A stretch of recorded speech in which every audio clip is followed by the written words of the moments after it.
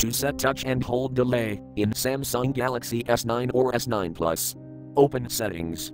From a home screen, swipe up or down from the center of the display to access the apps screen.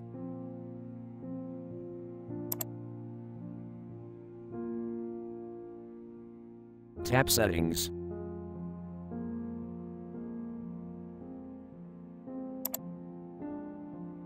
Scroll down.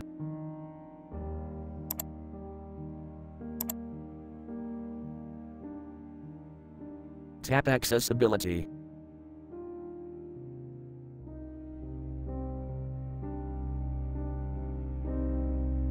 Tap Dexterity and Interaction.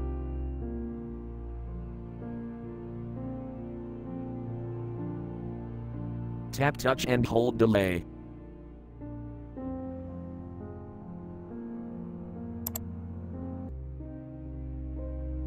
Select option you want. Short, medium, long, or custom.